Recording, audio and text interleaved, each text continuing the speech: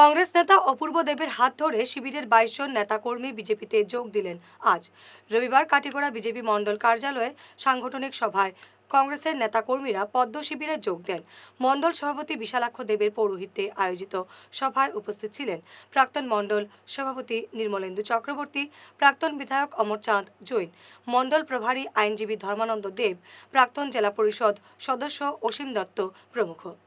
জনতা party মণ্ডল সভাপতির দ্বিতীয়বারের জন্য দায়িত্ব পাওয়ার পর আজকে আমি প্রথম মণ্ডল পদাধিকারী এবং শক্তিকেন্দ্র প্রমুখদেরকে নিয়ে এখানে এক সভার পরিচয় পর্ব সভার আয়োজন করেছি এবং আমি প্রত্যেক শক্তিকেন্দ্র প্রমুখ এবং মণ্ডল পদাধিকারী যারা আছেন তাদের নেতৃত্বে আগামী 2টি নির্বাচন আছে। আমাদের পঞ্চায়েত নির্বাচন সম্ভবত এপ্রিল মাসে অনুষ্ঠিত হবে এবং 2026 বিধানসভা নির্বাচন। তাই আজকে আমরা এখানে প্রথম মণ্ডল পদাধিকারী এবং শক্তিকেন্দ্র প্রমুখদেরকে নিয়ে সভা করেছি।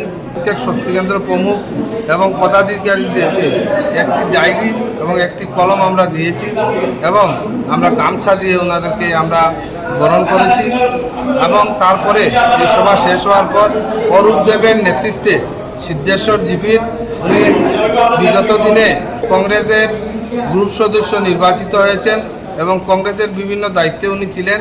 ওনার নেতৃত্বে আজকে আমরা 23 জন কংগ্রেস দল ছেড়ে আজকে ভারতীয় জনতা পার্টিতে যোগদান করেছেন অরূপ দেবের নেতৃত্বে। তাই অরূপ দেবকেও আমরা ধন্যবাদ জানাই, স্বাগত জানাই ভারতীয় জনতা পার্টি পরিবারে যোগদান করার জন্য এবং আগামীতেও দল অরূপ দেবের নেতৃত্বে আরও শক্তিশালী হবে সেই আশা আমরা রাখছি।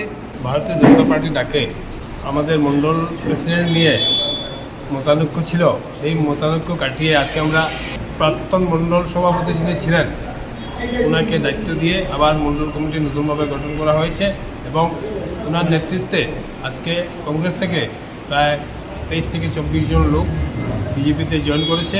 তো আমি আশা করি বিজেপি আরও এই কমিটিকে দায়িত্ব দেওয়ার জন্য বিজেপি আরও শক্তিশালী হবে বলে আমি মনে করি এবং এরা সুন্দর ও সুষ্ঠুভাবে যাতে পঞ্চায়েত ইলেকশন নির্বাহ করতে